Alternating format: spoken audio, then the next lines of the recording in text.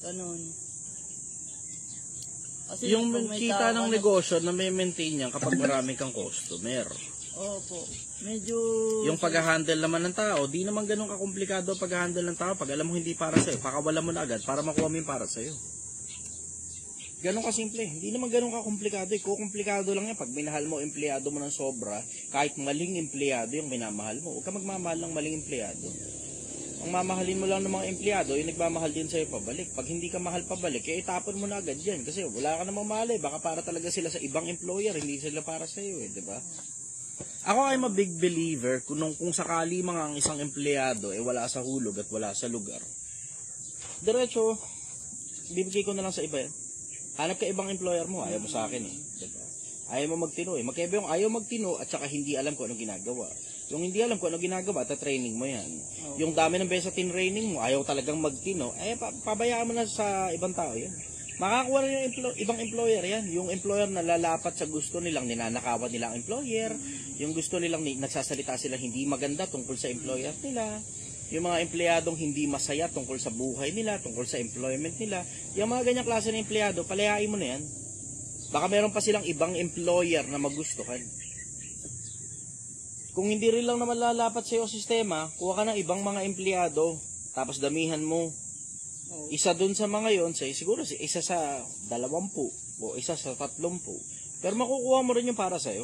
Ang problema lang niyan, pag ipinipilit mo, yung mga taong alam mo namang hindi para sa'yo, tapos minsan bibigyan mo pa incentive, dadamihan mo pa pera, hindi mo makukuha sa pera-pera yan, brother. Pag ang tao, sira talaga yan. Pag ang tao, hindi mo kayang ayusin, tanggapin mo, hindi mo kayang ayusin yung tao.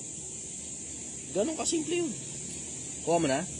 O, alam mo na. So ngayon, kukuha ka ngayon ng mga empleyado, na yung mga empleyado yan, matitino, maayos. Huwag mo kong gagayahin, yung mga empleyado ko, pinagkukuha ko, puro mga siraulong klase ng empleyado, o PWD, o unemployable in general. Bakit? Naglalaro lang naman ako rito sa Project Wally. Wala naman akong pakialam kung malugi to o pumaldo eh.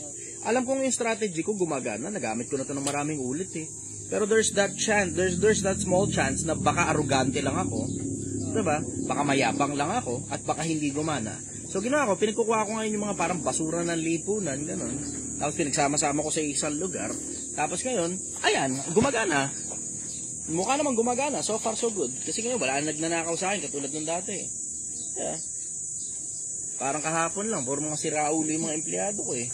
Ngayon, may PWD na ako, may siraulo ko, may mga ilang pirasong matitino, pero sobrang konti. Pero majority rito, puro siraulo. Katulad ko rin, siraulo rin. Ngayon, magagawa mo yan, it doesn't necessarily follow na kailangan kumuha ng mga siraulong tao. Pero magagawa mong makakuha ng matinong tao para sa'yo kapag ka nagtatanggap ka ng maraming empleyado, nagtatanggal ka ng maraming empleyado at pinapabayaan mong umalis yung mga siraulo. Gano'n kasimple. Ang akin po kasi, paano po halimbawa wala ako sa pwesto, kunyari sa food cart, may importante akong lalakadin, sila lang yung magbabantay sa kita ng ano. Kasi po sa negosyo, yun na nga yung mismong dapat na dahilan kung bakit dapat nag-audit ka. Dapat yung mismong hanap buhay mo madaling i-audit. So i-pack mo na kaagad lahat ng mga bagay hanggang makakuha ka ng ilang pack pa dapat yan. Tapos doon pa lang sa pagpapack pa lang, alam mo na kaagad, makukomplete mo na kung magkano ba dapat ang kikitain mo. Pag kulang, alam mo na ninanakawan ka ng empleyado mo. Pag sobra, alam mo na hindi sila nagsusukli. Ganun. Wala sa hulog, parehas yun. Either way, hindi maganda yun. Kasi pag ang tao mo hindi nagsusukli, alam mo na, trouble yan. Hindi na babalik sa'yo customer. Alam mo na rin, pag ang tao mo bitin ang pondo, alam mo na ninanakawan ka o nahuhulugan ng pera yan. Ganun. Pero kailangan, i-pack mo muna doon sa konsepto na kaya mong bilangin ng madali. Kasi ang akin, itlog, atay ng baboy. Kaya nga, i-pack mo na. Nakapack na. Kung gaano ba karami dapat yung ganito, o ilang serving ba nagagawa sa ganito kabigat na packing. Opo. Ganun. Ipack mo na. Tama po. Pag na-audit mo ng maayos, wala kang magiging problema. Pag hindi mo na-audit, then hindi mo nagagawa yung trabaho mo, tinatamad ka. Ganon kasimple. Hindi naman ganon kakomplikado yun eh. Dapat alam mo kung gaano karami yung pera na nagagawa sa ganito karaming produkto. Pag hindi mo alam, alin lang sa dalawa yan. Either nakatutok ka masyado doon sa negosyo na hindi mo na kailangan ipak lahat yan tapos alatsamba na lang kung magkano yung ano, diba? Parang palengke style, ganun. So, naman palengke style, may arenola sila, lalagay dito lahat ng pera, lahat ng benta, diba? Pag dumami yung nasa arenola, kesa sa pinuhunan nila, ibig sabihin kumita sila. Pag kumonti yung arenola, kesa sa pinuhunan nila, ibig sabihin lugi sila. Pwede ka rin ganun, arenola style, parang palengke style. Pero I don't suggest that. Ang gumagana pa rin talaga overall, hanggang sa kahuli-huli yung piso, ipapak mo, tapos alam mo na eksakto kung magkano mabebenta sa ganung karaming produkto. Yun. Yun lang naman po. Follow-up question. Wala na po. Okay ka na? Okay. Yeah, next tayo.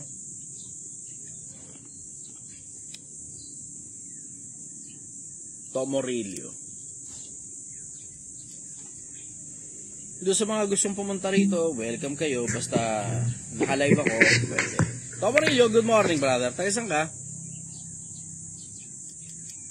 Wala. Kuripot ka daw, boss. Bahala ka na kung gusto mo kong tignan na kuripot o galante. Pero ang gusto ko, lahat ng mga taong nakapaligid sa akin, umalagwa. Good morning, brother. Taga-saan ka? Taga Taytay Rizal lang, boss. Taytay. Okay. Ano naman, brother? Hindi ba ako magiging masama sa paningin ng ibang tao kung iiwasan ko muna sila pansamantala? Bakit mo kailangan maging mabuti sa paningin ng tao? Natanong mo na ba sa akin? Kumbaga kung ano, gusto ko muna sarang umiiwas para makapag-focus ako dito sa negosyong. You're asking the wrong set of questions, brother. Mali yung tanong mo eh. Hindi ba ako magiging masama sa paningin na iba kung umiwas muna ako sa kanila? Dapat ang tanong mo, bakit ko ba kailangan maging mabuting tao sa paningin nitong mga putang inan to? Di ba ganun dapat? Kaya nga, boss eh. Kung mga nakakatulong sa'yo yan, okay, baka importante sa'yo yung opinion ng mga yan.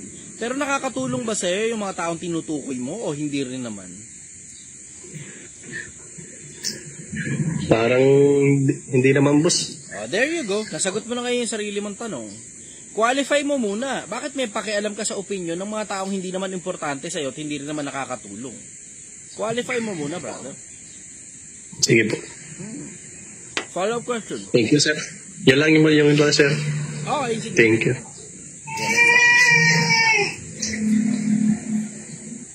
Ngayon, boss, walang focus pa rin yung ano mo.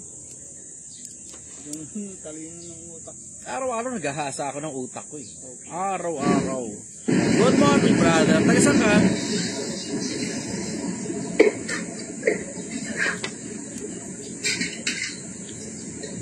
Good morning, brother. Taga-saan ka?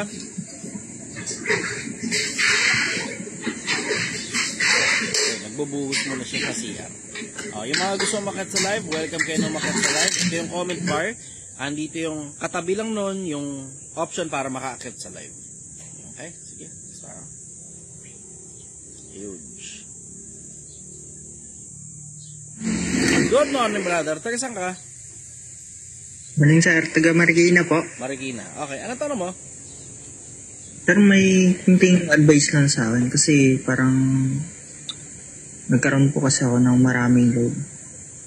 Hindi ko po masasabi na hindi ko alam. Ang siguro, ang mahingi ko na lang na advice na kung paano gawin. Kasi parang yung mga loan ko po, bali sinisugal ko rin po dun sa color game. Kaya lang parang naging kampante kasi ako na parang mananalo din ako. So kapag mananalo, ibabayad ko rin naman. Kaya lang nagkataon po na talagang hindi ako nanalo eh.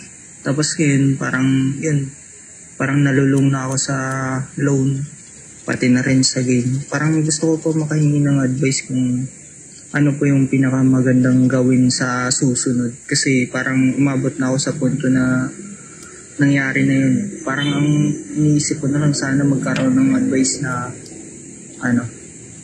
At ang malapit na advice, sobrang simple na to. Una, tigilan mo yung color game mo.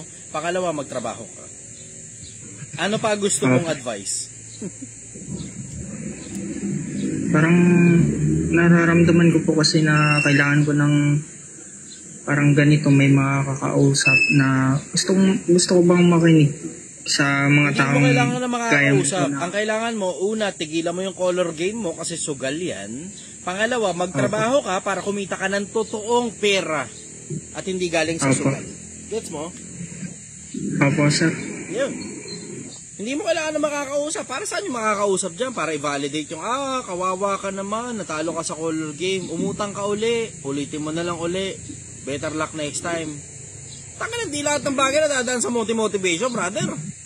Kailangan mo ng disiplina. Tigilan mo yung putangin ng pagsusugal, brad. Magtrabaho ka ng totoong trabaho para kumita ka ng totoong pera na hindi mo kailangan sumugal kung mananalo ka ba o matatalo ka at hindi mo kailangan iasa sa putang inang sugal kung may pangkain ka ba bukas o panalo ka.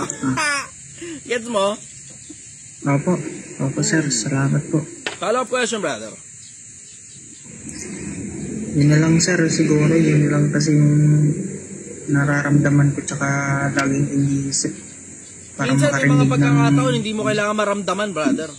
Minsan may mga pagkakataon kailangan mo na lang kilusan. Tigilan mo yung putang ng pagko-color game mo kasi sugal yan. Tapos magtrabaho ka na agad para kumita ka ng totoong pera nang hindi nagsusugal. Gets mo? Opo, sir. Salamat po. Sige. Thank you very much, brother. Bye-bye. Salamat po. Thank you. Okay, next time. Nakakarami tayo ngayon, ha? Mabilisan niya yan. Isa-isang piraso lang ang tanong, eh. May mga pagkakataon, dalawa, tatlong tanong ang isang tao, eh. Good morning, brother. Taga saan ka? Good morning, taga rito sa Angeles Idol. Angeles. Okay, ano tanong mo, brother? Totoo bang may reincarnation? Hindi ako sigurado, pero mas malamang na wala. Pero sa akin, wala na akong pakialam kung totoo ba yung reincarnation o hindi. Gagaling ako na lang dito sa buhay na to kaysa umasa kang bawi na lang sa next life. Walang ka-practicality yung bawi na lang sa next life, brother. Paano kung wala na palang next life? Gets mo? Sobrang practical na itong buhay na to, galingan mo na. So kung sakali lang na may reincarnation, then you will reach nirvana. Kung wala namang reincarnation, walang problema. You will reach heaven. Gets mo? Idol. Thank you. Kung common sense ka lang, wala ka magiging problema masyadong marami sa buhay. Pag inisip mong bawi na lang sa next life, paano kung wala na pala next life? In trouble ka ngayon, di ba? Wala pa rin tatalo sa practicality. Nagalingan mo na dito sa buhay na to. Kaya Pilipinas, galingan mo na sa buhay. Ha?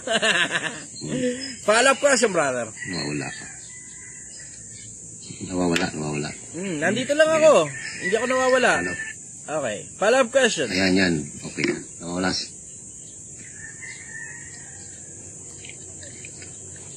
Yan lang. Ikaw na yun nawala. Okay, next na tayo. Batche na kayo? Okay, sige. Ingat kayo. Dahan-dahan kayo sa biyahe. Salamat, brother. Ingat kayo, ha. Dahan-dahan kayo sa biyahe. Bye-bye. Good night. Ay, good night. Mamaya pa pala. Matutulog na pala kayo ngayon. Mamaya gabi, gising kayo basta pa. Good morning, brother. Gil. Good morning. Good morning. Taga saan ka, brother? Stern Samar po. Eastern Boss, Samar. Okay. Ano tanong mo, brother? yung mama ko po kasi na-stroke. Tapos, ayaw tumigil sa mga bisyo. Siyempre, anak lang ako. Pwede po bang magalit o ano ba dapat gawin? Wala, hayaan mo Ayaw lang siya. tumigil eh. Hayaan mo lang siya. Yan ang trip niya eh. Hayaan mo lang siya. Pag isang alam mo, I'm a big believer of live and let die. Kung gusto mong mamatay ng maaga, then okay, wala akong problema. Diretso, wala akong problema. Hayaan mo lang siya. Ngayon, kung gusto mong iparehab ang nanay mo, you are welcome to do that. Kung willing siya, syempre, lagi naman kung willing sila. Pag hindi sila willing, ano pa ba naman ang bagay na magagawa mo sa taong ayaw ng kumilos para sa sarili niya?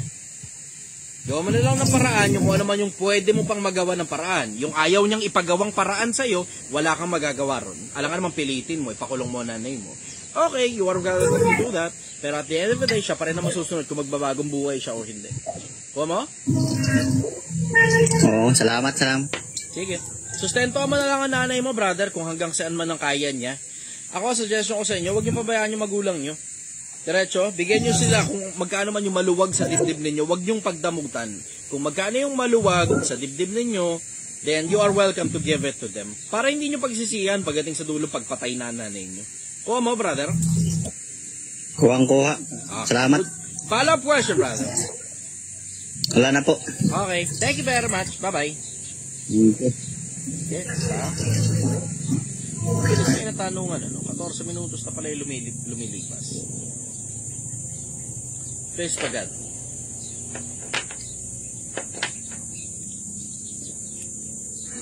Good morning, brother. Taga saan ka?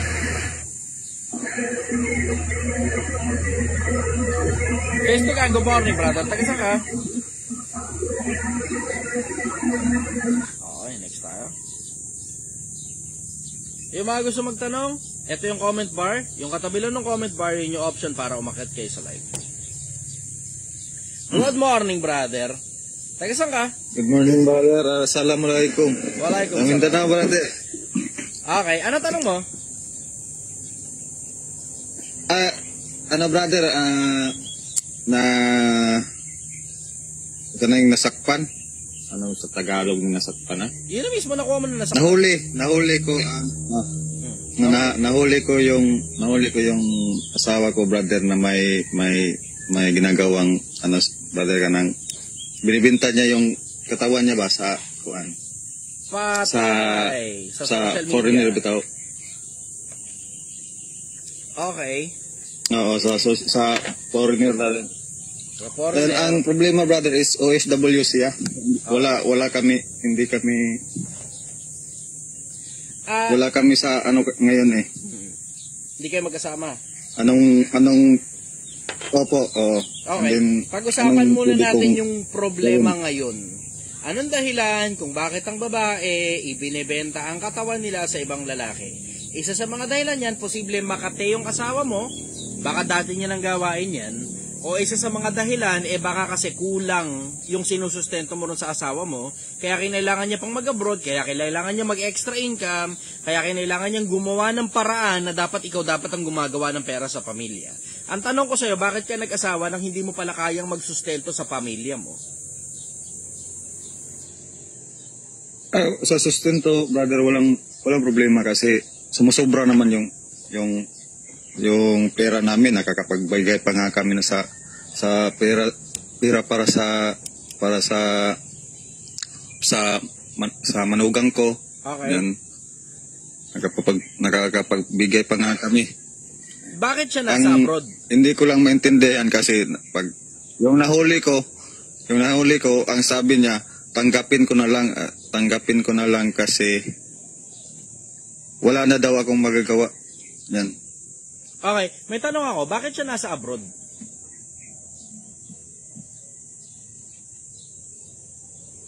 Para sa brother, para sa pamilya namin at gusto niya. Yung Pangalawang balik na niya yan, brother. And then unang kontrata niya, nakauwi siya noong June 2024. May 2024.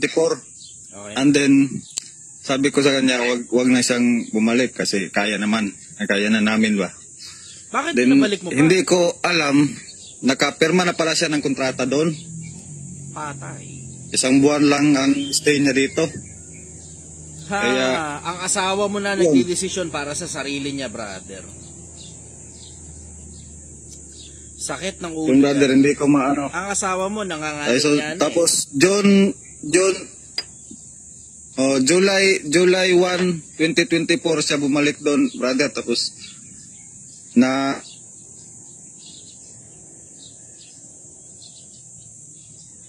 nawala ka?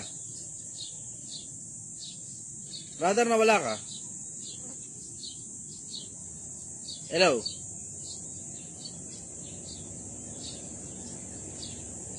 Okay, ganito. So, yung asawa nasa abroad. Ang dahilan pala kung bakit nasa abroad yung asawa, hindi naman dahil hindi kaya magsustento ng asawa na lalaki dito sa Pilipinas. Yung asawa lang sa babae, yung babae lang ang gustong mag-abroad. Pagka ganyan, yung babae lang ang gustong mag-abroad, hindi naman na dahil sa pera, may ibang dahilan yan. O yan na nga ngayon, iba na ngayon ang dahilan. Ako, ito suggestion ko sa inyo. This is just a suggestion. This is not a prescription or an advice. Kung kaya mong tanggapin, pabalik ang asawa mo, huwag mo nang pag-abroadin. Kung di mo kayang tanggapin, dahil nangangalo niya na, hiwalayan mo na lang. Tapos, ang problema, Ganon kasimple. Hindi pwedeng tanggapin mo na lang, binibenta yung picture ng pek-pek niya sa ibang lalaki. Tatanggap mo ba yan bilang lalaki? Puta, sampal sa mukha mo yan pag tinanggap mo yan. Diretsahan lang, pagka ganyang klase na yung babae, tapon mo na yan, brad. Pero kung kaya mong tanggapin pa yan, wag mo na lang papag-abroadin para matigilan niya yung ginagawa niya. Huwag mo na lang papag-abroadin, diretsahan lang. Okay, sige, nag-isa kagad tayo.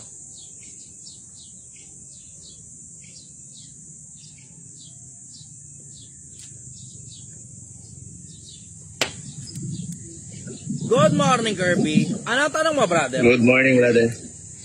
Para lang doon sa mga kaibigan ko kasi gusto ko din silang tulungan. Yung mga kaibigan ko kasi, yung mga typical na nalulung na sila sa masamang sugal. Wag! Ano bang kasi, sinasabihan ko naman. Wag! Wag! Wag mong tulungan, brother. Kasi ikaw naman ang hahatake niyan papunta ron. Ang nakasulat sa Biblia, wag kayong padaya. Ang masasamang kasama sumisira ng magagandang ugali. Wag, brother. Wag.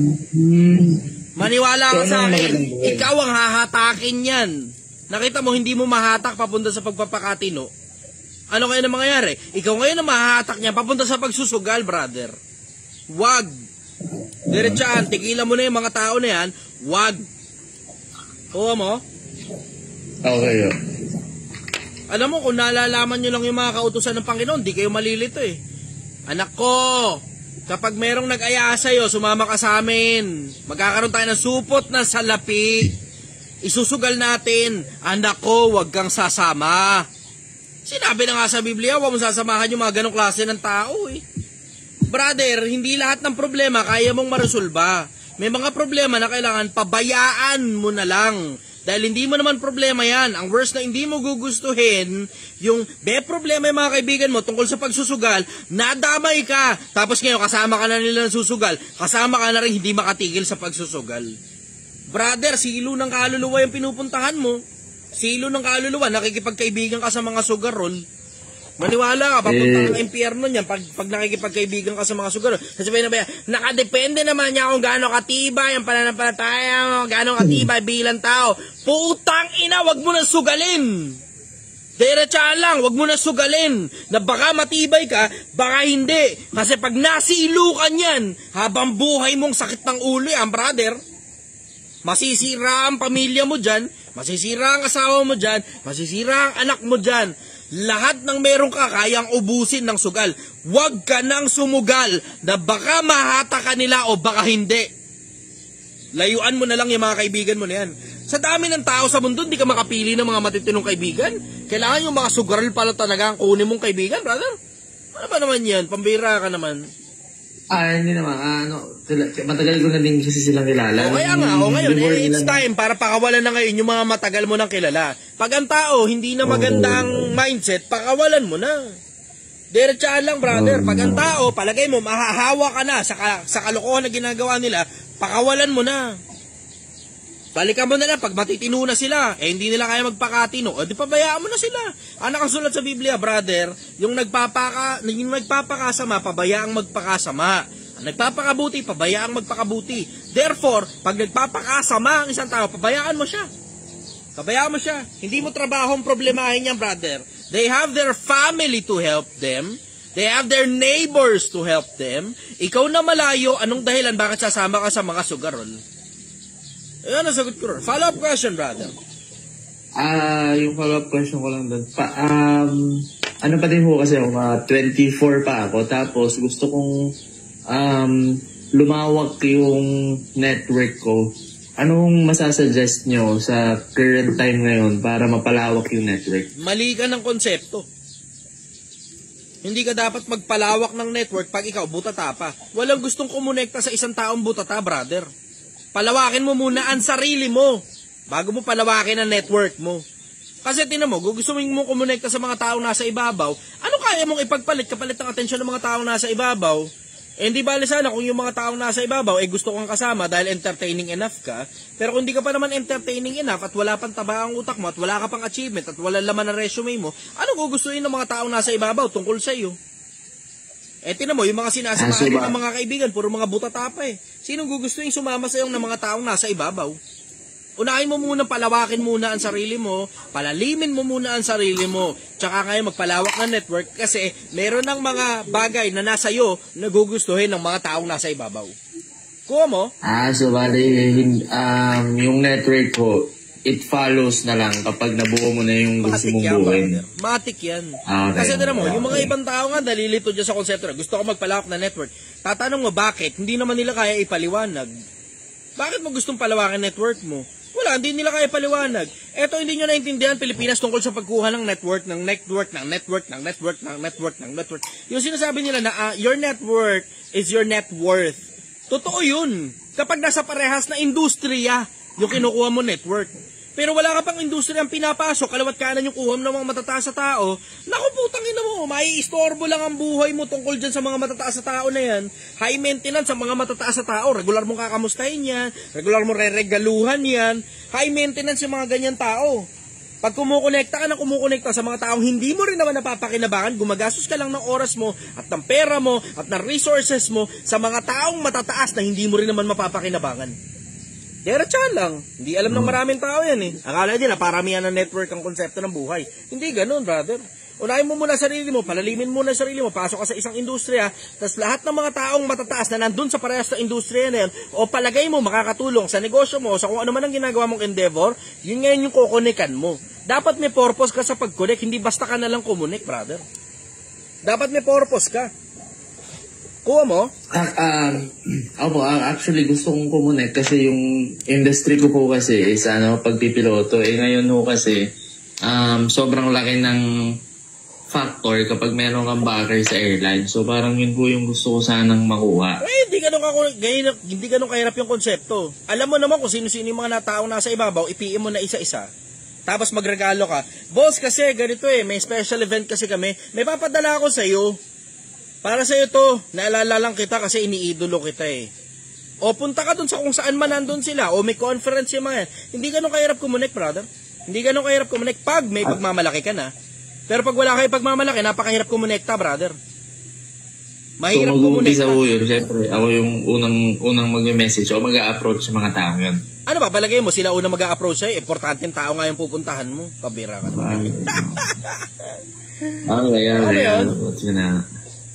So, bale, yun po, yung parang meron kayo bibigay sa kanila o kaya pumunta ka dun sa mga conference na pinupuntahan nila. Ganun, no? Kuha mo. Parang katulad mo nga pupunta rito. Di ba napapansin? Na-upload ko. May bumisita rito. Ganito. Nagbigay ng ganito. May kailangan yun. Majority sa kanila may kailangan. Yung iba sa kanila nagtatanong tungkol sa negosyo nila, yung iba sa kanila may problema na personal na buhay, yung iba problema sa kung ano man, love life at kung ano, blah blah, etc. Yung mga nagbibigay dito, alin lang sa dalawa yan, either they're paying gratitude dahil nakapakinabang sila sa akin sa mahabang panahon ng pagsasalita ko sa social media, o may kailangan sila kaya sila nagbibigay ng kung ano man. Kuha mo? So totoo talaga yung ngayon. Ano ba palagay mo? Pupunta sila dito, mabiyahe sila sa napakalayang lugar just to give me anything for no apparent reason? Wala lang, natripan ko lang bigyan si Chester nito Tangin. Diretsahan, brother. Diretsahan.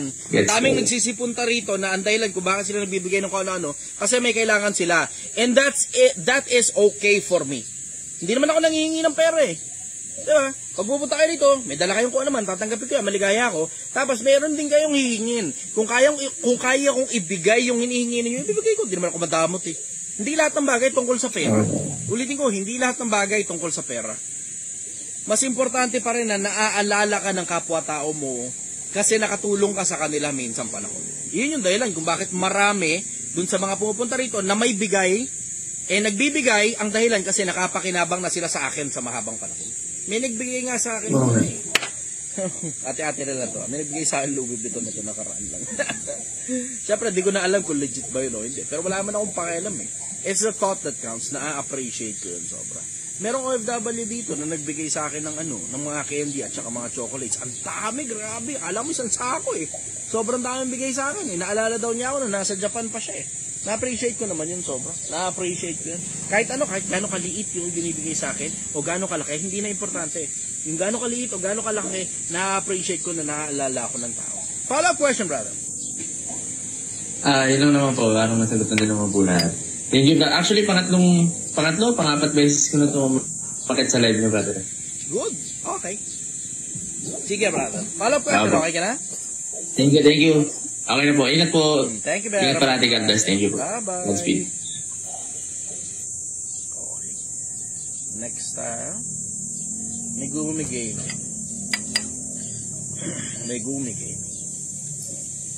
Good morning, brother. Saan ka? Good morning po, boss. Taga Pasig po ako, boss. Si kapitbahay. Ano tanong mo? Di ko alam kung dapat ko ba itanong to, pero alam ko masasagot ito ng maayos. Okay. Tungkol ko sa mga boss, sa mga kaibigan. Wala namang kinalaman sa sugal, pero may kinalaman kung paano makitungo. Yung circulation ng pagkakaibigan namin is parang dapat ko bang gawin yung ginagawa nila na parang dumadating sa point na pag nakuha nila yung hindi ko sila inuhusga na ganun, pero sa vision ko bilang ako, ganun yung nagiging dating sa akin. Tapos pag dumarating sa time na bonding ganyan, hindi nila ako naiimbitahan. Hindi ako na kasi di naman talaga ako umiinom. Di rin ako ang bisyo lang, vape lang, or sometimes yosi. Kasi sa trabaho din. Basta yun nga, hindi ko naman hinahangad na imbita. Yung maalala ka lang ba, alam niyo po yung boss, yung pakiramdam na maalala ka man lang nila na may times dadaan ako sa venue, pero sila parang wala lang ganun. Pag importanteng tao ka, maalala ka. Kapag pakinabang ka, maalala ka. Pero when you're a fucking nobody, wala makakaalala sa'yo, bro. Kahit ka mag-aanak mo, hindi ka importante. So, kailangan gumawa ka ng para maging importanteng tao ka sa lipunan. Para lagi ka naalala ng mga tao. Yun nga yung katanungan ko sa sarili ko, boss eh. I know how it feels. Alam ko yung ganyang pakiramdam na parang hindi ka importante. Kasi naging ganyan din ako minsan nung panahon bata pa ako 18 anyos pabalik. Hindi naman ako importanteng tao eh. Hindi ako importanteng bata. O dahil di ako importanteng bata, every time may mamamasyal, hindi ako kasali. Every time kakain sa labas, hindi ako kasali. Every time pupunta sa SM, hindi ako kasali. Alam ko yung ganyang pakiramdam eh. And the only way para lahat ng pagkakataon, naaalala ka ng mga tao, dapat importante ka. Ngayon, isa sa pinakamalalaking natutunan ko yung konsepto ng entertainment. Pag nakakatawa ka o nakakatuwa ka and you give life to the party, putang ina, maya kulit sila ng kulit sa'yo, kulit ng kulit. Punta ka rito. Kasi nga, entertaining ka nga, lively ka. Yun palang parte na yun, sapat na yun para lagi ka naiimbitahan eh. Dapat natutuwa silang kasama kanila, tas dapat you're the life of the party. 48 laws of power, court attention at all costs. Kuha mo? Minsan, boss, may follow-up question ko po sana. Nalilito po kasi ako, bossing. Kasi sa linya ng trabaho ko, yung dahilan ba yun dahil basta trabaho ko? Kasi, to be honest, boss, police po kasi ako. So, kung police ka, all the more na nai-invitein ka nila pag nakakatawa ka. Ito problema, importante ka, pero seryoso yung pagiging importante mo. So ngayon, hindi mo napapansin, pagka police ka, intimidated sa iyo tao. So alam mo na, madalas talaga, hindi ka talaga maiimbitahan. The only way para maimbitahan ka, mataas ka na. Itong mga tao na yan, yung gusto mong imbitahin ka, bababa ka rito. O, humanap ka ng mga bagong kaibigan ng mga nandito, maiimbitahan ka ng mga nandito. Opo. Kasi mga kabady ko, wala naman, okay naman sila. Doon lang kasama-sama lang kami sa mismong, nung na-assign na kami sa specific station na yan. Doon lang kami nagkasama-sama, nagkaroon ako ng bagong kabady, ganyan, hiwalay ako sa mga kabatch ko. So yung ang sinasabi kong kaibigan dito, tinutukoy ko kaibigan dito, bossing, is yung mga almost 2 years ko pa lang sila nakasama, tapos parang paunti-unti habang tumatagal, parang nagbabago sila, parang ganun. Pero yung mga kabady ko, never sila nagbago, parang nalilito ko ba, dapat ko na ba silang iwasan? Hayaan ko nilang sila kasi ganyan sila. Diretso, brother, kulang ka sa kaibigan eh. Kaya pinagpilit mong pagsaksakan yung sarili mo sa mga taong hindi naman pinahalagahan ka o intimidated sa'yo. Kasi tinan mo, pansinin mo, ako personal, hindi ako nagrereklamo ng ganyan. May mga taong nawala sa akin at sinasabi ko yun sa social media. Pero, mapapansin mo, every now and then, kung nakikita nyo lang, kung pinagtsatsagaan nyo lang i-search siya, minsan may picture ako na ganito, dun sa kay ganitong vlogger sa lugar niya. Minsan may picture ako na ganyan kay ganitong vlogger sa lugar niya. May picture ako na ganyan kay ganitong financial guru sa ganitong lugar niya. May picture ako kay ganitong milyonaryo o bilyonaryo sa ganitong lugar niya. Kung nakikita ninyo, meron akong picture ng kung saan-saan, kung kani-kaninong lugar. Bakit? Kasi as you grow taller in career and in wisdom, ang mga magiging kakwentuhan mo na niyan, mga matataas na tao. Pag nagsusumaksa ka pa sa mga tao hindi ka naaalala, tapos pag may kailangan, tsaka lang nakakaalala sa'yo, mga mabababang tao yan, brother eh. Yung mga matataas na tao, nakakaalala regular. Pero yung mga mabababang tao, nasa ilalim ng lipo na, lalo yung mga walang narating, sa mas madalas na pagkakataon na andyan lang yan, nakikinabang lang. Pero pag hindi pakikinabangan, tingnan mo, hindi ka maalala man lang imbitahin, eto mas worse, brad. Hininga ka ng regalo, hindi ka naman imbitado. Tangina, may mga ganun, brad, ha? May mga ganun, naranasan ko yun, mga panahon. Nangyari yun, boss. Nakakainis kaya yung ganun pakaramdam na, oy, regalo ko. Kailan birthday mo? Ngayon na. Tangina, pupunta ako dyan. Hindi, regalo na lang. Putang inang yan. Para ang gago. Nangihingi ka sa akin ng regalo, di naman ako imbitado, para kang tanga. Okay na sa akin yun. Yung mga ganun, alam ko na, tinatandaan ko yung ganung klase ng mga tao. Pero ang pinaka-bottom line niya, brother, baka kulang ka sa mga kaibigan, kaya pinipilit mo yung sarili mo sa mga taong intimidated sa'yo dahil hindi mo ka-level, o mga taong wala naman talagang pakialam sa'yo kasi hindi ka naman talaga importante sa kanila. Ano lang naman sa dalawa yun eh. Sinasabi niyo, boss, tama yun kasi may kapatid ko, kuya ko, pulis din siya pero official naman siya. Mas sobrang taas siya ngayon sa akin. So hindi kami batch pagdating sa paglaki. Tapos parang mag-isa lang ako sa bahay noon. Tapos nararamdaman mo, intimidated ka sa kuya mo.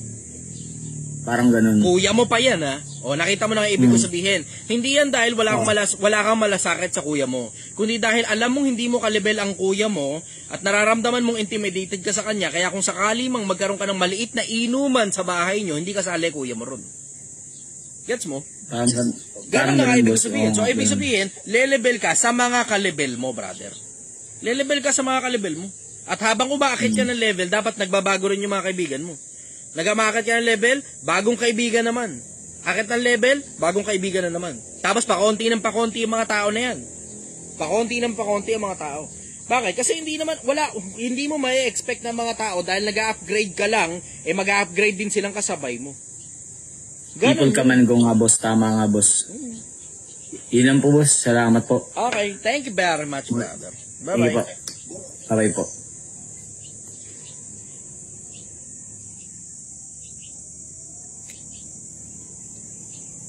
Merong sobrang bobong taong, meron na kagad siyang nakakatawa to. Hindi naman siya psychologist siguro. Hindi rin siya psychiatrist. Pero one word daw, tawag niya sa akin, narcissist daw. Ulul, mababang tao ka lang kasi yan ang problema kapag wala ka achievement sa buhay. Pakiramdam mo, hindi ka dapat umangat at lahat ng umaangat dapat bumababa sa level mo. Ikaw yung narcissist, hindi ako. Russell Leon, good morning. Taga saan ka?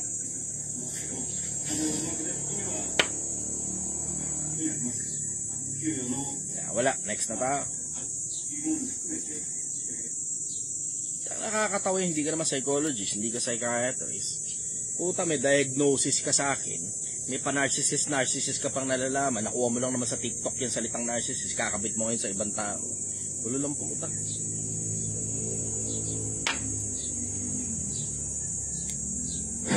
Good morning, bra. Ivy. Taga saan ka?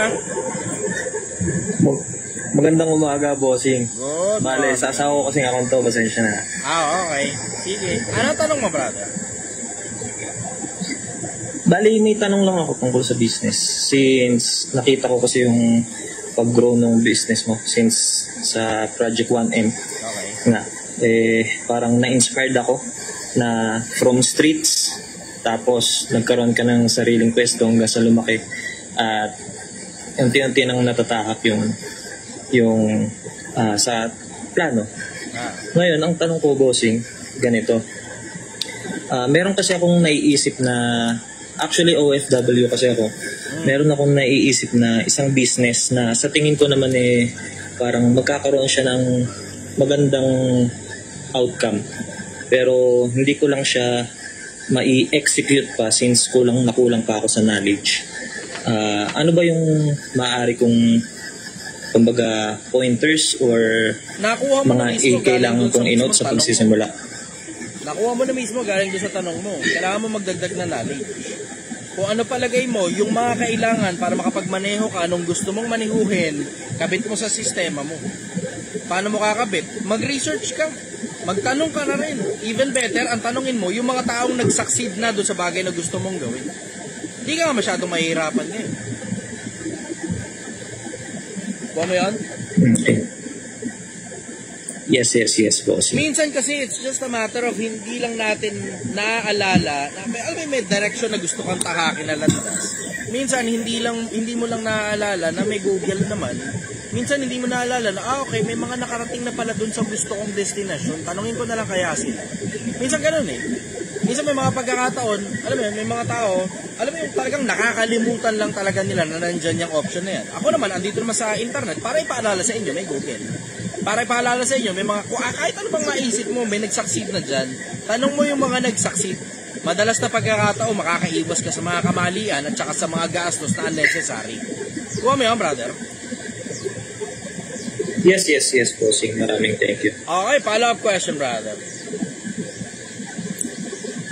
Baka sakaling yung sa sariling perspective mo, boss, baka meron kang yung kung paano masisindihan yung apoy na gusto mo. Simulan mo na agad. Sa pagbe-business. Simulan mo na agad. Maliban na lang kung estudyante ka, kasi, kung empleyado ka rin lang naman, pwede mong isabayan dun sa oras na pagkatapos ng trabaho mo o bago ka magsimulang magtrabaho. Yung mga oras na wala kang ginagawa, kaysa naglululo ka, gano'n, node ka, porn o ML ka, ilusa mo na lang. Gano'n. Oo, diretso. Ang dami nating oras, brother. Kasi lang naman ang oras ng pagtatrabaho. Mahaba na 12 oras. Diba? Pero ka sobrang oras, kahit mga 2-3 oras, pwede ka na kagad mag-research and development yan Gets mo? Yun nga yung kagustuhan ko sana, brother. Kaya lang, ang problema ko nga is OFW ako. So, kahit gusto ko na siyang i-execute, gusto ko na siyang simulan, hindi ko pa rin magawa. Since yung business na gusto ko naaayon lang sa Pilipinas. Oo. Mag-ipon ka muna dyan sa abroad.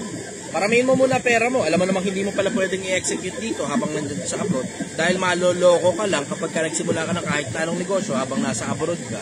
O di, ngayon, nandiyan ka sa abroad, you find time to research and develop. Diba?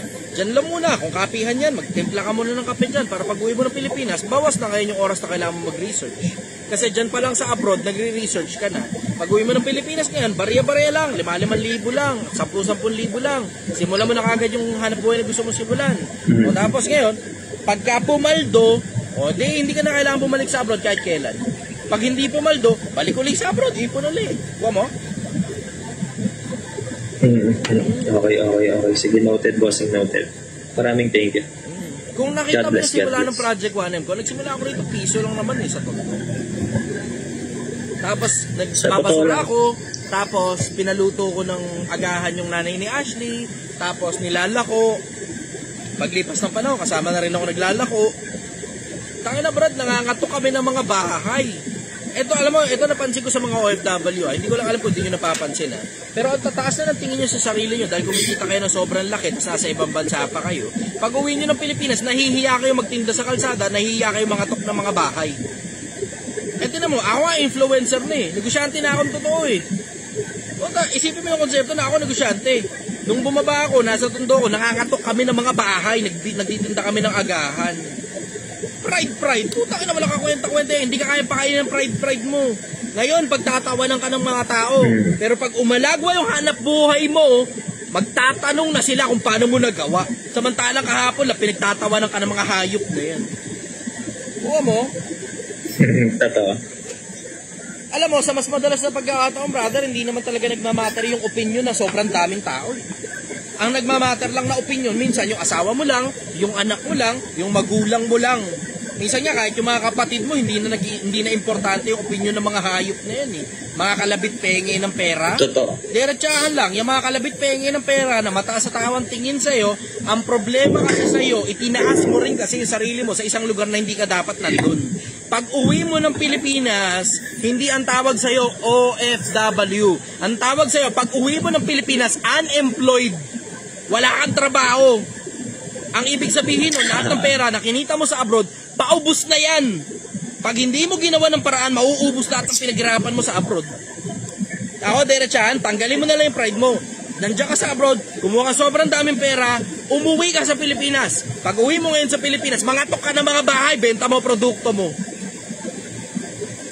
Hindi nakakahiya yun. Papaalala ko lang sa inyo, hindi nakakahiya yun.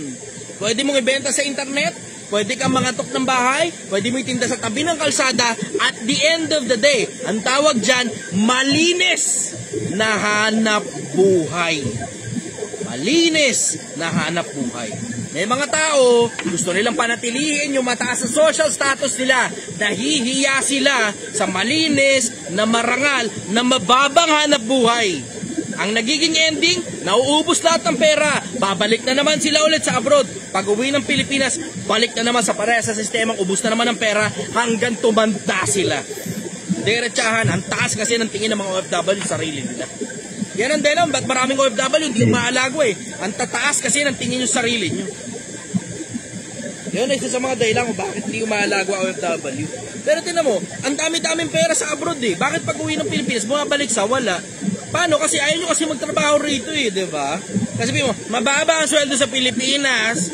Alam mo na kung mababa ang sweldo, ayaw ka pang magtrabaho. Eh di imbis tuloy nakakabayad ka ng bills sa mababang sweldo, wala kang pambayad ng bills, tapos kinukot-kot mo yung ipon mo galing sa abroad. Okay, babalik ka na naman talaga sa abroad sa pareha sa sistemang ganyan. Ako diretsahan, dyan pa lang sa abroad, mag-research ka na kung anong mang gusto mong gawin. Pag uwi ng Pilipinas, execute mo. Either benta mo sa internet, mangatok ka ng bahay, it doesn't matter na, ang bottom line, magkahanap buhay ka habang nasa Pilipinas ka. Huwag masyadong mataas ang tingin sa sarili. Kasi, huwag niyong kakalimutan, ang nagpapakataas ay ibinababa. Ang nagpapakababa ay itinataas. Walang tatalo sa isang konsepto na mataas na ang tingin mo sa sarili mo at mataas ang tingin sa iyo ng lipunan. Pero ikaw na rin mismo yung nagbababa sa sarili mo para ang mga tao ang tumulong sa iyo na umangat ka ulit. Walang tatalo sa ganyang konsepto. Nakita mo yung Project 1M, di ba? Tangin na Brad, diretso butang ina. Kung hindi lang ako influencer at hindi ako nagmamalasakit sa kapwa-tao ko, hindi mo na ako mapapahawak ng basura sa basurahan. Puta. May mga tao ako na gumagawa niyan. Pero nakita ninyo, para ipakita lang sa inyo kung paano gumawa ng pera. Alang-alang sa kapakanan ng kapwa-tao ko, ako na mismo, hinubad ko yung taas ng pride ko, taas ang tingin ko sa sarili ko, para ibaba yung sarili ko sa basurahan, para makita nyo kung paano umalagwa sa buhay. Meron na kayong format na nakita sa internet, kukopyahin nyo na lang. Kukupin nyo na lang. Tatanggalin mo yung pride mo, nakakahiya. Pagtatawanan ka ng mga tao. Tapos pagdating sa dulo, itatanong na nila kung paano mo nagawa na nakarating ka sa kung saan man hindi nila kayang makarating. Abangan ninyo pagkatapos ng Project 1M. Abangan ninyo pagkatapos ng Project 1M. Nasa kalahati na kami, nasa kalahating milyon na kami. Alam mo, parang kahapon lang, titinda kami sa tabi ng kalsada. Nilalait pa ako ng mga tao. Parang kahapon lang, nagtitinda kami sa tabi ng kalsada, nilalait ako ng mga tao. O, tinan mo ngayon, tangina nyo, nasa kalahating milyon na kami ngayon, mga leche kayo. Kayong mga lumalait, asan na kayo? Magkano na pera nyo sa bangko? Kami, kalahating milyon na. Kayo, nasa baba pa rin, fake account pa rin yung gamit mo, mahirap ka pa rin pokin ng ina ka, basher ka pa rin bobo ka. Tamo? Diba? Nakakaiya. O sa akin simple, mas maigi na sa akin yung ikaw mismo nagpakababa sa sarili mo na kumikita ka ng malinis na pera sa maayos na hanap buhay. Kesa ganyan ka, basher ka, hindi ka nahihiya sa sarili mo, wala kang pera, gumagawa kang fake account, nagpapanggap kang mataas na tao, pagtingin sa resume mo, hindi ka matanggap dahil wala pala laman ng resume mo. Basura ka pala. Tanginang. Mas okay na sa akin, tindero na lang ako sa kalsada ng sinigang. Okay lang, naitim mo ko, tindero ko ng sinigang sa kalsada, diba? Kami may kalahating milyon, ikaw asan ka na. Diba?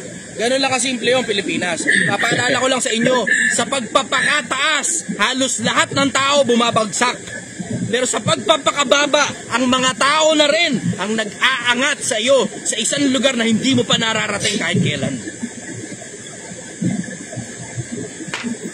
Alam mo, pinakamagagandang halimbawa dyan, yung mga influencer ninyo, yung mga yayabang-yabang. Asa na ngayon si Excel? Diba? Nabalitaan nyo pa ba kung nangyari kay Excel? Diba? Napakayayabang ng mga tao yun dati. Asa na ngayon yung mga iba pang mga tao na nagpa-invest ng sobrang daming pera na mga mayayabang? Tamo? Nasa ibang bansa na nagtatago. Tamo? Diba? Wala pa rin talaga tatalo sa kababaan loob. Kung mahirap ka, tanggapin mong mahirap ka. Kasi it's not too bad. Pag tanggap mong mahirap ka, there's nowhere else to go but up.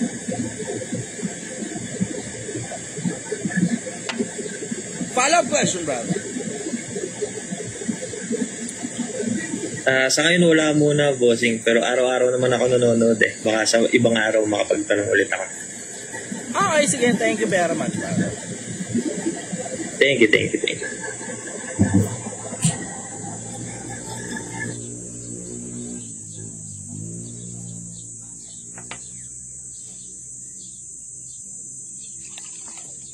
50 minutes. Dalawa-tatlong tanong na lang siguro to.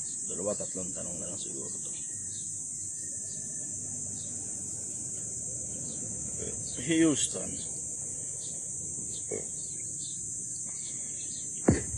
Idol. Good morning po dyan. Good morning. Taga saan ka, brother? Brother, nasa US po ngayon. US. Okay. Ako po yung nagtanong sa inyo na nakaraan. Yung kung paano po sisimulan pag halimbawa bago pa lang po dito. Okay. So brother, ang tanong ko po, since napag-usapan na rin po natin yung kababaan loob, paano nyo po humble yung sarili nyo every time na feel nyo tumataas yung tingin nyo sa sarili nyo? Papaalala mo lang na lupa ka. Abo. Minsan it's just a matter of perspective eh. Sino ka? You're a fucking tiny speck in the vastness of the universe with billions of people who are already dead and billions and trillions of people who were not born at all. Sino ka? Ang mundo umiikot sa solar system. Tapos ang solar system umiikot sa galaxy na merong billion-bilyong bituin. Na merong billion-bilyong galaxy na bawat isa sa mga galaxy may billion-billion ding mga bituin. Sino ka? Diba? Minsan it's just a matter of perspective eh, na hindi mo naintindihan na bukas maaaring patay ka na. Tapos ito isa, sabi, tumambay lang sa stage, 1.5 million bayad. Kuha pera, tapos alis. Gaano kadalas yun? Bakit nagre-renta pa rin? At bakit bulok ang kotse? Diba? Kahit sino naman kayang kumita ng ganyan eh, kapag ka-influencer ka. Hindi nyo nga alam, offer sa akin sa sugal, 1.7 million, magla-live lang ako katulad ng ganito. Kakabit ko lang yung link sa ilalim. Hindi ko kailangan mag-promote ng sugal. Kahit sino kaya kumita ng ganyan, pero papaalala ko lang uli sa inyo, maaaring bukas patay ka na. Yung 1.5 million mo, umakyat lang sa stage, anong kwenta niyan pag patay ka na? Diba? Anong kwenta niyan pag patay ka na? Na hindi nyo naintindihan na bilyon-bilyon na ang mga taong patay. At paglipas ng 100 taon, lahat tayo patay na rin. Anong kwenta niyan sinasabi nyo na 1.5 million? Diba? Anong kwenta niyan? Anong pakinabang niyan pag patay ka na? Diba? Ako, derechahan lang. Hindi sobrang importante ng pera. Mas importante, mabuting pangalan kaysa sa sobrang daming pera. Diretso. Sabi nung isa, pagka raw ikaw 1.5 million, blah blah, high value daw ika yan. High value. Eh yung hinamon kong high value, di nga pumalag. Paano kang high value nun? Tapos yung tinanong siya nung sa B2G, ang sagot niya, hindi ako interesado dyan eh. So ibig sabihin, interesado ka pala na maglabas ng lahat ng utot ng utak mo. Lahat ng utot ng utak mo gusto mong ilabas. Pag panahon na para patunayan yung utot ng utak mo, hindi mo pala kaya. Asan ngayon ang high value dyan? Kasi alam kong yung high value man, naninindigan. Yun ang high value man. Yung bagay na sinabi mo, panindigan mo. 'Di ba? Ano lang naman sa dalawa yan eh. Either yung bagay na sinabi mo, panindigan mo, o humingi ka ng tawad kung palagay mo mali na sabi mo. Alin na sa dalawa. Pero hindi na nga humingi ng tawad, hindi pa pinanindigan, yan ba high value para sa'yo? Ikaw na lang ang tumingin ng high value dyan, bahala ka sa buhay mo. Bahala ka sa buhay mo. Akin, diretso, duwag yan. Duwag. Ayaw mong harapin yung bagay na sinabi mo sa mga tao, ayaw mo rin humingi ng tawad sa pagkakamali na nasabi mo. Duwag ang tawag ko dyan. I'm sorry. Sorry. Follow-up question, brother. Ayun, brother. So, gusto ko lang po magpasalamat sa inyo kasi sa kapapanood ko po palagi sa inyo, nakakaipon na po ako ng ayos. Like, ano po, nung nag-convert po ako kanina, hindi ko po akalain na nasa 6 digits na po pala yun na iipon ko. Congratulations. Maraming salamat po.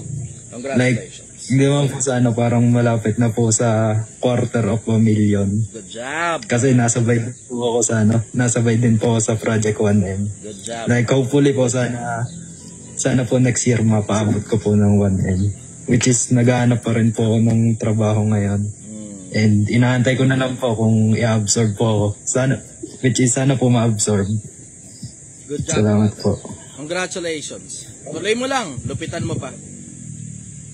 Salamat po. Para po kasi nag-iipon po kasi ako para pag uwi ko po ng Pilipinas kasi po may... Good morning. TPC nga pala, good morning. Bumisita ako sa kanya noong nakaraan. Follow kayo kay TPC. Isa sa mga vlogger yan ng Pilipinas na hindi sinungaling. So sobrang dami ng sinungaling na vlogger, isa to sa mga totoo. TPC nga pala. Sobrang totoo nga nitong tao na to, kahit magkano yung binayad sa kanya, pinapakita niya pa sa social media. Good morning sa'yo, brother. Magandang umaga sa'yo. TPC nga pala, good morning sa'yo, brother. Pumisita ako sa kanya noong nakaraan. Sige, brother, follow-up question, baka meron ka pa. Tapos yun, brother, nagpapasalamat rin po ako kasi siguro naman po next year, pwede na po siguro umuwi ng Pilipinas kasi po may OJT pa po kasi ako na kailangan tapusin para po makatapos po ako ng college. Supposedly dapat po ngayong year tapos na po ako. Kaso po dumating po yung papers ko sa US. So nag-decide na lang po ako na mag-drop po muna pansamantala para po intayin po yung green card ko. Then since po ngayon dumating na po yung green card ko, pwede na po ako umuwi. Opo. Maraming salamat po. Sana po marami po kayong matulungan na kagaya ko. Kayo po yung nagpapatibay ng mindset ko palagi na alam niyo po yun, yung wag magpapaloko, yung mga ganon. Yung wag sasalo ng responsibilidad ng mga hindi mo responsibilidad, mga ganon po. Good job, bro. Maraming salamat po. Bye-bye. Bye-bye, salamat po. Minsan natatawa ako sa audience ni Bugoy. Nagtatsaga kayo rito sa live ko. Bakit? Wala ba live yung idol nyo? Ay, sorry. Mga nakakatawa itong mga nakakatawa itong mga audience ni Bugoy na nandito sa live ko. Diba? Pwede naman kayo doon na lang sa live ni Bugoy eh. Ay, hindi. Wala pala siya live. Podcast lang. Oh, hanggang doon lang pala siya sa podcast. Sorry. Good morning, brother. Taga saan ka? Good morning, Brad. Sir John, idol. Thank you pa ako, sir. Oh, malakas, brother. Lagi ko nanonood sa sir, eh. Bali, taga-Dasma ako, sir. Ano tanong mo, brother? Tanong ko lang, Sir Chay, medyo hindi naman ganun ka-technical. Yeah. Kailan ka ba dapat umalis sa comfort zone mo, tapos kailan ka dapat maging kontento? Kapag ka hindi naman nakakaharang sa progress mo, yung comfort zone, okay lang yan. Bawa, comfort zone mo, katabi ng bahay nyo, yung trabaho nyo, anong masama ron? Yun ang hanap buhay mo, nasa tabi ng trabaho mo eh, diba? O mismong nasa loob ng bahay mo yung trabaho mo, naka-work from home ka. Ano masama ron? Kailangan ba alisan mo comfort zone mo pagka gano'n? Pagka meron lang bagay na hindi nagsuserve ng purpose mo, yun yung mga bagay na aalisan mo ng comfort zone mo. Bawa, nasa loob ka ng bahay, naka-work from home ka. Tapos lahat na lang ng pera mo, gusto kinukuha ng magulang mo. Kaya lilipat ka talaga na ibang lugar dyan pagka ganyan. O tipong ang bagsakan ang comfort zone mo nasa bahay mo, pero yung trabaho mo tawid dagat. Ala ka naman bumalik ka sa bahay. Gets mo yun? Ganon. Lalapit ka sa trabaho, lalapit ka sa hanap buhay. O kung ano man, eskwelahan, ganon. Hindi naman ibig sabihin nun, kailangan pinagkakakitaan Pero ang pinaka bottom line nun, yung progress na gusto mong mangyari sa buhay mo, yung mga hindi naman nakakaharang na parte ng buhay mo, okay lang na nandun ka sa loob ng comfort zone mo. Pero yung mga nakakaharang sa progress mo, yun yung mga i-consider mo. I-consider lang na baka pwedeng lumabas ka sa comfort zone mo. Kasi minsan it doesn't necessarily follow na kailangan talaga lumabas ka Hindi mo lang alam na hindi naman pala nakakaharang at meron lang kailangang ibang point of view. Yun ang sagot ko ron, brother. Follow-up question. Okay na po, Sir Charles. Thank you, napapigyan. Okay, thank you very much, brother. Bye-bye. Last question siguro, or last two.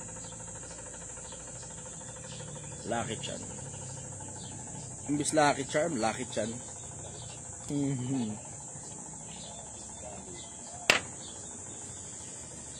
Good morning, brother. Taga saan ka? Good morning again, brother.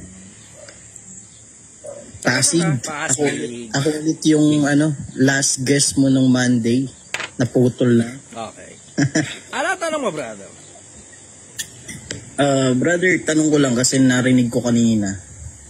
Parang may nagsabi regarding narcissist daw, di ba? So, ayun lang, parang just want to ask kung anong masasabi mo dun sa mga those kinds of people kasi actually masyadong intelligente na ang mga tao ngayon talaga. Doon tayo sa mapapakinabangan mo. Yung mismong problema mo, mapapakinabangan mo. Doon tayo. I-connect ko, brother. Yung mga narcissist na mga tao na in a way na nagpapakaguru type, especially sa mga workplaces natin. Marami kasing ganyan ngayon aside from social media. So, ano yung pwede mong i-advise dun sa mga viewers natin in regards to that? Yung mga narcissist na mga tao, kaya nyong maniobrahin ang pagpapaikot dyan sa mga ganyang klase ng tao. Ito dark psychology ito. Hindi ko masyadong tinuturo ito Pero napakadaling paikutin ng mga narcissist na mga tao. Ang mga narcissist na mga tao gusto ng validation ng mga hayop na yun. So, ibig sabihin, kung bobombahin mo sila, tawag doon love bombing. Bobombahin mo ng compliments at they will feel good that you are around. They will do whatever the fuck you want them to do. Parang mga aso. Napapakinabangan nyo yung mga yan. Yung mga narcissist na tao, they make good attack dogs. Kasi sarili lang nila importante sa kanila So, kung sarili nila importante sa kanila, and you give them the validation tungkol sa sarili nila, then you are their master. Sorry. Napahaba yata yung sinabi ko. Kapag siraulo ka talaga, alam mo magmaniobra ng mga tao yun ang masasabi ko tungkol doon. Hindi na muna ako magdadagdag ng iba pa. Pero napakalaking pakinabang ng mga narcissist na mga tao, di nyo lang alam. They make outstandingly good attack dogs. If you will know how to leash them. Kung alam mo lang kung paano mo tatalian sa leeg yung mga attack dog. Di ganun kakomplikado. Bombahin mo lang ng compliments. Ano nangyari? Ba't naputol yung live ko sa YouTube? Anyways, andito pa naman tayo sa Facebook at saka sa TikTok. Follow-up question, brother. Ayun, brother. Actually, tama-tama yung sinabi mo So, yun lang muna for now. Kasi pangalawang akyat ko na to. Thank you so much, brother, and see you soon. Nung Monday kasi nagpunta ako dyan, kaya lang mali pala yung oras ng pagpunta ko. Wala namang maling oras. Natsambahan nga lang talaga. Minsan may mga pagkakataon, pala pagkadarating kayo rito, mga bandang alas 8, alas 9 ng gabi. Kasi sa mas madalas na pagkakataon, medyo nalilate ako ng tulog dahil masyadong maraming kausap sa umaga. Pag masyadong maraming kausap, nalis ako ng tulog, dumarating ako minsan alas 8, alas 9 ng gabi. So, kung darating man kayo, siguro mga ganong oras para hindi kayo madismaya kasi nakakahiya naman Ang totoo, gusto kong dumating on time. Nagkakaproblema nga lang talaga doon sa dami ng mga kausap ko. Dahil na nagsasagot ako ng inbox kasi minsan katulad nito, may mga pagkakataon hindi ako makatulog eh. So iniisip ko muna yung kapwa-tao ko, ang dami nagme-message sa akin every now and then. So nasa isip ko lagi, masubukan, I can only try kasi sobrang dami talaga nagme-message eh. Subukang masagot yung mas maraming tanong ng mga tao. And I would want to duplicate myself kung kaya lang sana. Ang problema, nahihirapan ako eh. Kasi minsan, alam mo yung sinubukan ko minsan panahon na magpatao sa inbox. Tapos, sila yung sasagot ng tanong ng mga tao. Pero dahil sobrang random kasi ng tanong ng mga tao, puta, yung sumasagot, pinag-iisipan niya na nga yung sagot niya, hindi pa rin niya makuha kung paano gumagana isip ko eh.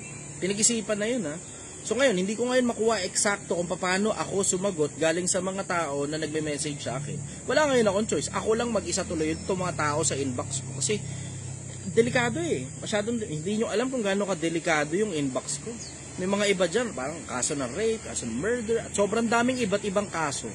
Ako, diretso, nag-aalala ako dun sa mga tao na ma-advisean ng mali kapag ka naglagay ako ng tao sa inbox ko. So ako na lang din mismo yung tumatao sa inbox ko at ang ibig sabihin nun, sinasagot ko yan bago ako matulog. Ang ibig sabihin din nun, nabibitin ang tulog ko. So kung sakaling darating kayo rito, mga bandang alas 8, alas 9, ipagpatawad nyo na kung paminsan-minsan hindi nyo ako makita doon sa eksaktong oras na dumating kayo. Pero pinipilit ko naman na dumating ng maaga. Naiipit nga lang talaga ako kasi kailangan ko rin matulog ng mahaba kasi naiintindihan nyo naman siguro yung konsepto na sobrang importante ng tulog sa isang matalinong tao kasi pag bitin ng tulog mo, hindi gumagana ng maayos yung utak mo. Ayokong humarap sa inyo at nahihiya ako sa pagharap sa tao kapag ka bobo ako. Dahil alam ko, pag bobo na ako, wala na rin akong pakinabang sa inyo. Naintindihan ko yun, na itatapon nyo na ako kapag kabobo na ako at hindi na ako importante sa inyo kapag kabobo na ako. Kasi kahit sino kayang gumawa ng trabaho na katulad ng sa akin. Pansamantala, walang nagtsatsaga, pero importante sa akin na lahat ng pagkakataon na humaharap ako sa inyo, kaya kong sagutin as many questions as possible. Ipagpatawad nyo na lang sa akin at huwag sana ninyong isiping mata pobre o mataas na tao ang tingin ko sa sarili ko sa hindi ko paglitaw sa oras na nandito kayo o dun sa mga pagkakataon na, alam mo yun, na kailangan kong magpahinga sandali. Sandali lang naman yun kasi sa mas madalas na pagkakataon naman nandito ako at hindi po ako uma-absent. Uulitin ko, hindi ako uma-absent. Hindi ako uma-absent. Araw-araw nandito ako. Anyways, follow-up question, brother. Yun na muna ngayon, brother. Thank you so much again. And see you. Thank you, brother. Bye-bye.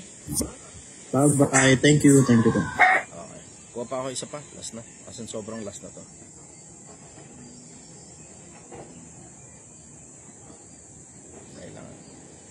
Ay, yun. Sa wakas may babae. Bira lang kasi umakit yung babae rito sa programa ko. Pinaka-common, tayo mga baryo batoto ito eh. tayo yung ano eh. Tayo rin yung nag-aakyatan sa isa't isa eh. Puro mga lalaki. Paminsan-minsan lang yung mga babae eh. So sige, bigyan na muna natin to. Merong isang magtatanong babae ito.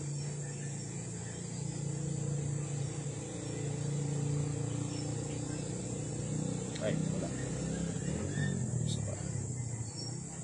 Mami Jelay.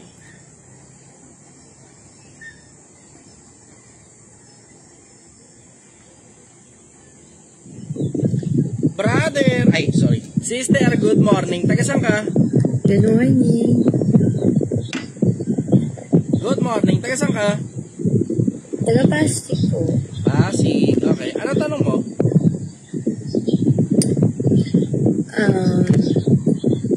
About sa buhay. Kasi I'm a single mom. Okay.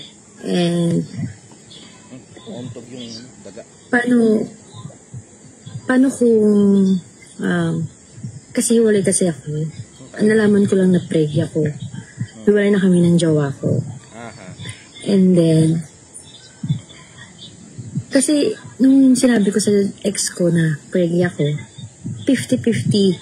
Ayan, parang gusto niya na naman niya kung ikaw ba yung anak, ikaw ba yung, siya ba yung tatay o hindi, o kung gusto mo magbago. Tama. Diyos ko. Classic. Paano kasi simple? Grabe. Doon sa mga hindi pa nabubuntis, tigilan nyo kasing magjowa o magpakantot sa isang lalaki hindi mo pa masyadong sigurado. Worse, yung isang lalaking hindi mo pa sigurado na gustong mo makasama sa loob ng 50 taon. Nakakalimot tayo eh. Minsan dahil lang pogi, dahil lang bla bla, maganda, kung sino man. Puta, kinakantot na agad at nagpapakantot na agad doon sa konsepto lang na akala mo pansamantala matinong tao na hindi pa nga tumatagal yung relasyon. O ngayon, you are now facing a problem na hindi mo sigurado kung paninindigan ba niya yan o hindi. Trouble ka nga, ikaw ngayon na maghahabol doon sa lalaki. Na-single mother ka na nga dati, na-single mother ka pa ulit. Double whammy. Hindi ako naghahabol. Hindi ako naghahabol. Never ako naghahabol. Sige. Ako, sa akin yan, dapat maghabol ka eh. Bakit? Tangan, hindi dapat magbuhay binata yung putang inang yan. Huwag mong pakawalan. Kailangan ng sustento para sa bata. Hindi naman para sa iyo yan eh. Hindi yan tungkol sa hindi yan tungkol sa naghahabol ka ba o hindi. Sa akin diretso, habulin mo. Bakit? Tangin na kailangan sustento ng bata eh. Bubuhay binata yan. Tapos kakatuta naman ng iba, maglalabas na naman ng bagong tao sa mundo. Hindi, pag binigyan mo ng inconvenience yung putang ina, baka hindi niya nagawin yan ulit. So kung sakali man na magkaroon susunod na pagsasama yan, at least kahit pa paano, meron ng tatay yung bata. Ayun. Follow-up question, sister. Ang isip ko kasi paano pag bumalik siya, ganyan. Paano pag nag-reach out. Ang isip ko na rin na pag nag-reach out siya sa akin, hindi pa pakita ko yung bata. Ganyan. Oo, wag mong ipagdamot dun sa bata yung tatay niya.